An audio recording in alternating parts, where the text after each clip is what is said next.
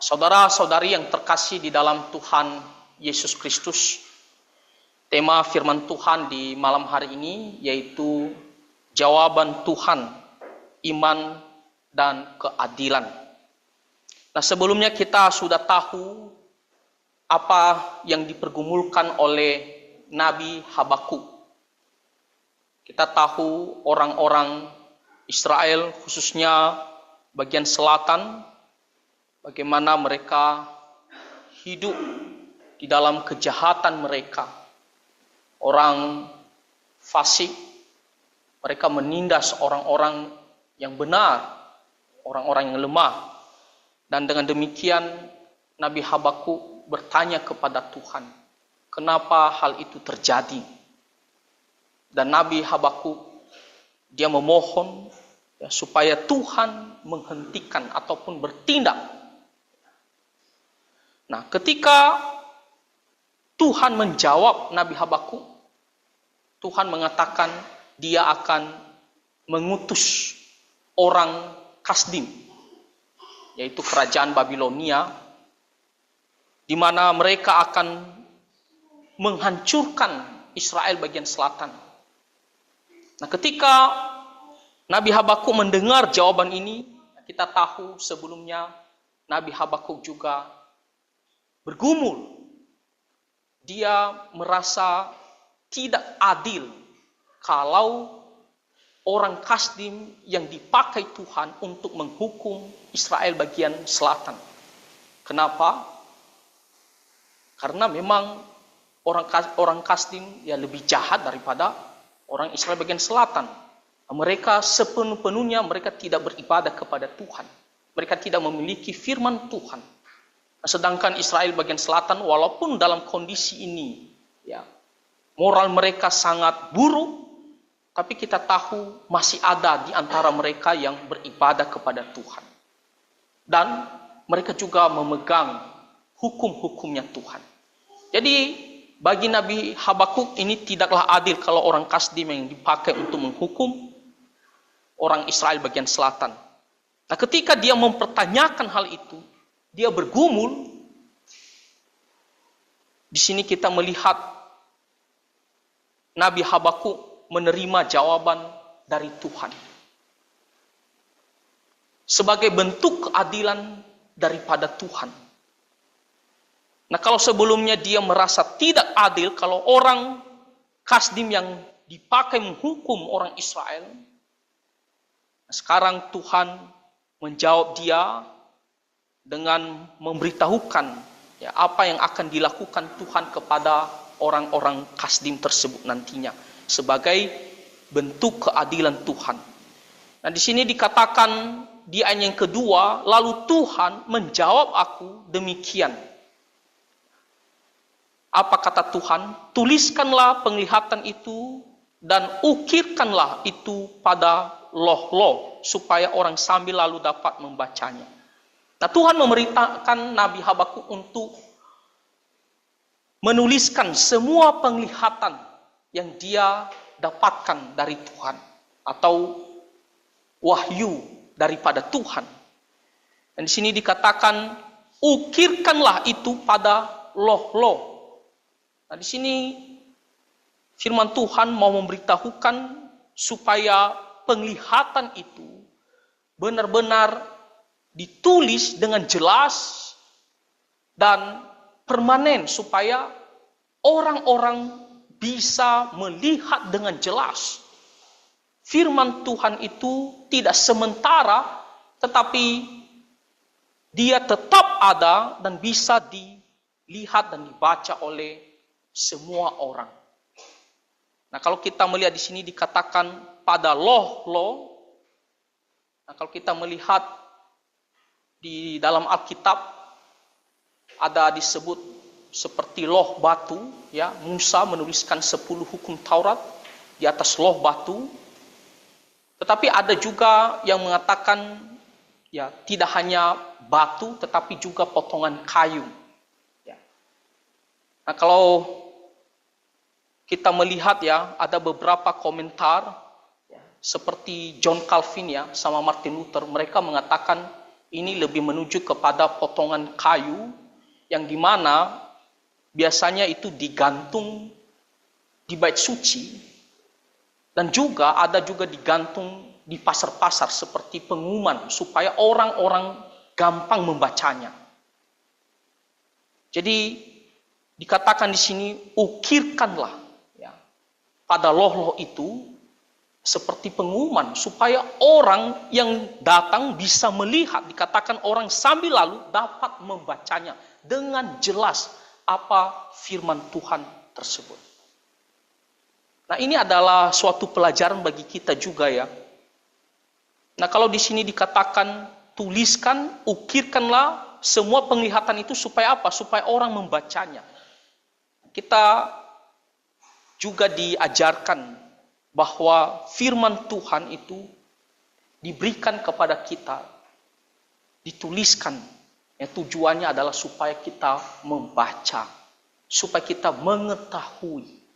Saudara-saudara, firman Tuhan saat ini ada di tangan kita. Setiap hari kita gampang bisa melihatnya. Semuanya itu Tuhan perintahkan untuk dituliskan. Supaya kita setiap umat Tuhan agar memiliki hati pergi membaca. Jadi Alkitab bukan diberikan ya sebagai hiasan atau salah satu benda yang ada di rumah saja, ditaruh di situ saja. Saudara-saudara, firman Tuhan diberikan Tuhan kepada kita supaya kita membaca, merenungkan, mengetahui apa yang Tuhan kehendaki. Jadi kiranya kita bisa termotivasi, ya, saya mau membaca Alkitab karena di sini Tuhan mengatakan supaya orang dapat membacanya. Nah, lalu di sini dikatakan ayat yang ketiga, sebab penglihatan itu masih menanti saatnya, tetapi ia bersegera menuju kesudahannya dengan tidak menipu. Apabila berlambat-lambat, nantikanlah itu, sebab itu sungguh-sungguh akan datang dan tidak akan bertanggung. Nah, di sini dikatakan penglihatan itu menanti saatnya. Maksudnya adalah waktunya Tuhan nantinya akan tergenapi penglihatan tersebut. Menanti saatnya, ada waktunya. Dan di sini dikatakan ia bersegera menuju kesudahannya dengan tidak menipu. Maksudnya adalah nubuat itu, janji Tuhan itu tidak mungkin gagal atau tidak berdusta, tidak menipu. Pasti akan terjadi. Pasti akan terjadi. Bukan sesuatu ramalan atau prediksi. Ya, kalau kita melihat dalam kehidupan sehari-hari ya seperti prediksi ya, misalnya prediksi pertandingan bola ya, biasanya ya kalau kami yang anak-anak muda suka nonton bola ya, biasanya kami bandingkan, oh ini tim yang jauh lebih besar ya, jauh lebih hebat, harusnya dia udah menang lah. Itu kan prediksi. Kadang-kadang tidak sesuai dengan prediksi, ternyata kalah ya. Nah, firman Tuhan, janji Tuhan di sini bukan seperti demikian. Makanya di sini dikatakan ya, ia bersegera menuju kesudahannya dengan tidak menipu. Apabila berlambat-lambat, nantikanlah itu, sebab itu sungguh-sungguh akan datang dan tidak akan bertanggung. Nah, kalau dalam menanti penggenapan janji Tuhan itu, mungkin kita merasa sepertinya ya tidak akan terjadi, atau mungkin waktunya begitu lama. Di sini dikatakan nantikanlah itu, maksudnya adalah kamu harus sabar, terus menunggu, ya. Jangan putus asa, terus percaya pada janji Tuhan itu, tidak akan meleset, pasti pada waktunya Tuhan akan terjadi. Kadang-kadang kita manusia kan tidak sabar, kita maunya cepat-cepat. Di sini dikatakan kalau seperti berlambat-lambat, seolah-olah, oh waktunya kenapa belum tiba, ya. Di sini dikatakan nantikanlah itu, nantikan, terus ya berharap, terus menunggu, terus percaya kepada janji Tuhan itu. Jangan putus asa. Nah, kalau kita melihat sebenarnya apa janji Tuhan di sini ya. Nanti di pertemuan-pertemuan selanjutnya kita bisa melihat itu berbicara tentang penghukuman Tuhan ya kepada kerajaan Babilonia sebagai bentuk keadilan Tuhan kepada mereka. Bahwa bangsa Babilonia ini, orang Kasdim ini, ya, mereka akan dihukum oleh Tuhan. Mereka akan dihajar oleh Tuhan, dihancurkan oleh Tuhan. Dan itu memberikan penghiburan bagi setiap umat Tuhan sebagai bentuk keadilan daripada Tuhan. Meskipun kita tahu nantinya ya, Israel bagian selatan akan dihancurkan dan harus berada 70 tahun lamanya dalam penderitaan, berada di negeri asing yang tinggal itu sudah sangat-sangat miskin, ya, tak berdaya. Namun di sini Tuhan mengatakan janjinya, ya, Dia akan genapi pada waktunya, di mana orang-orang Kasdim ini akan dihukum oleh Tuhan sebagai bentuk keadilan daripada Tuhan. Jadi dalam menantikan penggenapan Tuhan ini, janji Tuhan ini, tentunya di sini membutuhkan kesabaran. Membutuhkan kesabaran. Maka di sini dikatakan nantikanlah itu, sebab itu sungguh-sungguh akan datang. Jadi pasti ya, Tuhan mau menekankan apa yang Tuhan janjikan tidak mungkin gagal atau batal. Kepada kerajaan Babilonia Dia akan tegakkan keadilan, Dia akan hukum mereka. Nanti kita bisa melihat di pelajaran selanjutnya bagaimana ya semuanya ada celaka penghukuman bagi kerajaan Babilonia ini. Lalu di sini dikatakan di ayat yang keempat, sesungguhnya orang yang membusungkan dada tidak lurus hati. Membusungkan dada. Membusungkan dada kita tahu ya, menggembungkan dada ke depan ya. Biasanya kalau orang sombong, orang yang congkak, wah dadanya seperti begini kan. Wah dia merasa dia paling hebat. Dia pukul-pukul dadanya kan. Dia mengatakan saya. Membusungkan dada di sini artinya adalah orang yang sombong. Orang yang tinggi hati. Orang yang mengandalkan kekuatannya. Nah di sini kita melihat berbicara tentang kerajaan Babilonia. Kerajaan Babilonia bagaimana kesombongan mengandalkan kekuatan militer mereka. Senjata mereka. Mereka menaklukkan banyak bangsa-bangsa. Dan mereka pikir mereka tidak akan bisa jatuh. Ya, mereka tidak akan mendapatkan celaka. Tetapi Tuhan yang adalah Allah yang maha kuasa dan juga penuh keadilan. Di sini Dia akan menghukum mereka. Mengandalkan kekuatan mereka itu tidak akan memberikan keselamatan bagi mereka. Walaupun secara manusia sulit untuk jatuh. Tetapi kita tahu pada akhirnya dalam sejarah bagaimana kerajaan Babilonia itu dihancurkan. Dan digantikan oleh kerajaan Medo-Persia. Karena kesombongan. Kita melihat di kitab sebelumnya, Obaja, kita melihat juga ada Edom ya, yang begitu sombong. Kesombongan di sini dikatakan membusungkan dada. Tidak lurus hatinya.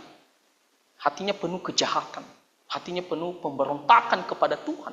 Dia tidak mengandalkan Tuhan, tidak ingat Tuhan. Dia merasa dia paling hebat. Dikatakan di sini ya, orang yang membusungkan dada tidak lurus hatinya. Dan apa akibatnya? Akibatnya tentunya adalah penghukuman, celaka, jatuh. Tetapi sebaliknya, kontrasnya, di sini dikatakan orang yang benar itu akan hidup oleh percaya. orang yang benar, orang yang mengikut Tuhan, orang yang hatinya kepada Tuhan, di sini dikatakan akan hidup oleh percayanya. Nah, kalau orang yang membusungkan dada, dia mengandalkan kekuatannya, mengandalkan kepintarannya, mengandalkan segala apa yang dia miliki. Tetapi kalau orang yang benar, orang yang mengikut Tuhan, di sini dikatakan hidup oleh percayanya. Maksudnya apa? Dia tidak mengandalkan dirinya sendiri. Dia tidak mengandalkan kekuatannya sendiri. Tetapi dia merendahkan diri dan menggantungkan seluruh hidupnya kepada Tuhan Allah. Dan dalam kehidupannya sehari-hari terlihat bagaimana dia setia kepada Tuhan, sabar, meskipun dalam penderitaan dia tetap bersandar sepenuhnya kepada Tuhan, tetap percaya kepada Tuhan. Dia tidak mengatakan, oh saya punya ini, saya bisa melakukan ini, saya bisa sukses gara-gara ini. Bukan. Tetapi orang yang merendahkan dirinya sepenuh-penuhnya dan menggantungkan hidupnya hanya kepada Tuhan sebagai sumber keselamatannya, pertolongannya. Nah, itulah maksudnya di sini orang yang benar itu akan hidup oleh percayanya. Ini kontras dengan orang-orang yang membusungkan dadanya, orang-orang yang sombong. Dan kita bisa melihat prinsip ini banyak sekali disebutkan di dalam Alkitab. Nah, terutama di dalam hal keselamatan ya. Firman Tuhan mengatakan orang yang benar akan hidup oleh imannya. Orang diselamatkan karena percaya, bukan karena perbuatannya. Kenapa ya kita tidak bisa mengandalkan perbuatan kita? Orang yang mengandalkan perbuatan, dalam hal keselamatan kita bicara secara khusus, itu adalah orang yang sombong. Saya katakan orang yang sombong. Karena kita merasa saya mampu, saya bisa melakukan hal yang baik. Saya bisa selamat. Makanya kenapa saya memilih ikut Tuhan Yesus? Bukan karena orang tua saya Kristen atau apa. Karena saya tahu kalau saya andalkan kekuatan saya, kebaikan saya, tak akan bisa. Itu hanyalah kesombongan yang akhirnya sia-sia. Tidak akan mendapatkan keselamatan. Tetapi hanya dengan percaya oleh kasih karunia, kita bisa diselamatkan. Nah, itu dalam hal keselamatan. Dalam hal kehidupan sehari-hari kita juga. Kita juga harus selalu mengandalkan Tuhan, berharap sepenuhnya kepada Tuhan, percaya kepada Tuhan, bukan percaya pada segala apa yang kita miliki. Kita bisa berhasil, kita bisa melewati hal-hal yang sulit itu karena Tuhan, bukan karena kehebatan kita. Nah, dalam kehidupan sehari-hari kalau kita contohkan seperti apakah orang-orang yang hidup dengan iman kepada Tuhan. Orang-orang yang percaya kepada Tuhan. Orang-orang yang mengandalkan Tuhan. Bukan mengandalkan kehidupannya, apa yang dia miliki sehari-hari. Nah, contohnya, kalau seseorang membuka usaha seperti jualan. Nah, orang yang percaya kepada Tuhan, orang yang mengandalkan Tuhan, dia akan menjalankan usahanya dengan jujur, dengan baik.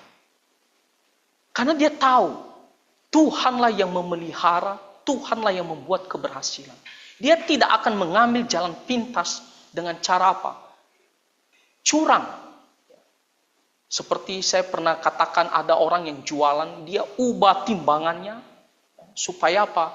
Supaya dia dapat banyak keuntungan. Dia lakukan cara tipu-tipu supaya apa? Supaya dia dapat penghasilan cepat. Nah, itu adalah orang yang hidup tidak mengandalkan Tuhan, orang-orang yang tidak percaya kepada Tuhan. Tapi orang yang percaya kepada Tuhan, dia akan lakukan dengan baik dan dia percaya bahwa Tuhan pasti memelihara. Tuhan yang akan membuat berhasil, bukan karena kita ya dengan mengandalkan kepintaran kita dan kita melakukan apapun ya supaya kita bisa ya berhasil, bukan dengan demikian. Apalagi misalnya kalau kita dalam keadaan kurang sehat atau sakit, seperti apakah orang-orang yang percaya kepada Tuhan? Orang yang percaya kepada Tuhan ketika dalam keadaan sakit, dia akan terus berdoa, berharap kepada Tuhan, dan tentunya dia berobat. Dia tidak akan putus asa, dia tidak akan kecewa dan menyerah dan mengatakan sudahlah, saya tidak bisa sembuh dan segala macam. Dia menyerah saja begitu. Orang yang percaya kepada Tuhan, dia serahkan. Kalau Tuhan berkehendak, saya bisa sembuh. Belum lagi kalau orang yang mengambil jalan pintas, dia pergi cari jalan alternatif, dia pergi ke dukun. Nah, itu bukan orang-orang yang percaya kepada Tuhan. Bukan orang-orang yang penuh iman dalam kehidupan sehari-hari. Dalam contoh-contoh seperti begini, ini bisa nyata bagaimana kita memiliki iman, kepercayaan sepenuhnya kepada Tuhan dalam mengambil keputusan-keputusan. Dalam hal masuk misalnya menjadi alat negara ya, kemarin beberapa waktu lalu ada yang waktu kami kunjungan ada yang cerita kalau masuk ke alat negara ya, wah harus pakai ini uang banyak ya, itulah yang diandalkan. Nah, bagaimana kita orang-orang yang percaya kepada Tuhan dalam mengambil keputusan seperti demikian? Kita tidak akan melakukan cara-cara seperti demikian. Kita percaya kalau Tuhan berkehendak, maka saya akan diterima. Kalau Tuhan tidak berkehendak, maka saya tidak akan terima. Saya lakukan dengan sebaik-baiknya latihan dan ikuti tes dengan baik. Tapi kalau saya pun tidak lolos, itu berarti Tuhan tidak berkehendak. Tidak akan mengambil jalan pintas ya baik-baik begitu saja. Dalam hal apapun, dalam mengambil keputusan-keputusan apapun, terlihat bagaimana kita mengandalkan Tuhan selalu. Saudara-saudara, di sini dikatakan orang benar itu akan hidup oleh percaya. Apakah kita setiap hari selalu percaya mengandalkan Tuhan? Bergantung sepenuhnya kepada Tuhan? Atau kita melihat apa yang saya miliki saat ini? Kita pikir, oh saya punya harta, saya bisa percaya kepada harta saya. Atau saya punya kekuatan yang bisa saya andalkan, kepintaran saya. Ini baru-baru ini ada viral ya. Salah satu menteri ya. Saya sempat baca juga apa yang dia katakan, saya dengar di satu video. Wah, dia menganggap dia jago ya. Dan dia bilang, saya orang pasar. Gampang lah, saya bisa buat jadi bagus. Ya, kalau secara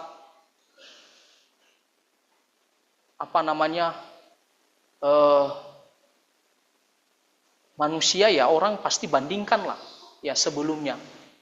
Kenapa kamu berani ngomong begitu ya? Padahal yang sebelumnya itu kan sangat terkenal itu, sudah sangat teruji. Tapi dia kesusahan. Nah sekarang kamu yang belum punya pengalaman berani ngomong begitu segampang itu. Kan orang kan menilai ini kan orang tidak percaya. Sudah sombong ya padahal belum teruji. Walaupun kita belum tahu nanti bagaimana ya. Nah, perlu pembuktian. Tapi perkataannya kan menunjukkan bahwa dia tinggi hati. Ya. Nah, di sini kenapa bisa seperti demikian? Karena mengandalkan apa yang dia miliki. Dia pikir dia bisa, tapi pada akhirnya ya sia-sia. Jadi kita sebagai orang-orang Kristen, kita diajarkan di sini untuk ya terus beriman, berharap kepada Tuhan dalam mengambil keputusan-keputusan tertentu apapun itu. Ya, selalu andalkan Tuhan, selalu cari kehendak Tuhan, berdoa, serahkan sama Tuhan. Jangan kita andalkan diri kita sendiri. Termasuk dalam hal bagaimana orang berbuat salah kepada kita, kita tak usah balas dengan kejahatan. Kan kita percaya Tuhan Allah Maha Tahu dan Maha Adil. Pada waktunya Dia yang membela kita dan Dia yang akan menegakkan keadilan. Nah, itu juga salah satu keputusan bagaimana kita menunjukkan bahwa kita adalah orang-orang yang percaya kepada Tuhan. Jadi berdoa supaya Tuhan menolong kita ya, dalam setiap keputusan kita, agar kita hidup di dalam iman, hidup di dalam iman. Ya, tentunya dalam hal keselamatan kita semua di sini orang percaya sudah diselamatkan. Tapi dalam hal keputusan-keputusan setiap hari, andalkan Tuhan, terus berharap kepada Tuhan. Bahkan dalam penderitaan apapun, tetap bersabar dan nantikan Tuhan. Jangan lakukan tindakan yang kita bilang pintas, ya cepat, tetapi berdosa. Tetap kita harus mengandalkan Tuhan. Ya, kita tahu hanya Tuhan yang bisa menolong kita pada waktunya, yang bisa melepaskan kita. Bukan karena kehebatan kita tak akan bisa. Tuhanlah yang bisa melepaskan kita, menolong kita dalam hal apapun. Jadi hidup di dalam iman, di dalam kehidupan kita sehari-hari, dalam setiap keputusan kita. Itulah yang Tuhan mau. Jangan menyombongkan diri, jangan membusungkan dada, merasa kita hebat, saya bisa. Kita lihat nanti kerajaan Babilonia, karena kesombongannya Tuhan hukum mereka. Tapi orang yang menantikan Tuhan, terus bersandar kepada Tuhan, ya, Tuhan akan memberikan ya sukacita pada waktunya. Ya, Tuhan akan memberikan kelepasan dan keselamatan pada waktunya. Nah, jadi kiranya firman Tuhan ini bisa menolong kita semua. Tuhan Yesus memberkati kita. Mari kita berdoa. Bapa Surgawi, kami bersyukur untuk firman Tuhan yang mengajarkan kami supaya sebagai orang Kristen di dalam kehidupan sehari-hari, kami hidup di dalam iman, berserah penuh, mengandalkan Tuhan dalam setiap keputusan-keputusan yang kami ambil. Tuhan tolong kami untuk terus bersandar kepada Tuhan. Karena kami percaya Tuhanlah yang bisa menolong kami dan melepaskan kami. Tuhan tolong kami, ajar kami untuk selalu rendah hati dan hanya bersandar sepenuhnya kepada Engkau. Di dalam nama Tuhan Yesus Kristus kami berdoa. Amin.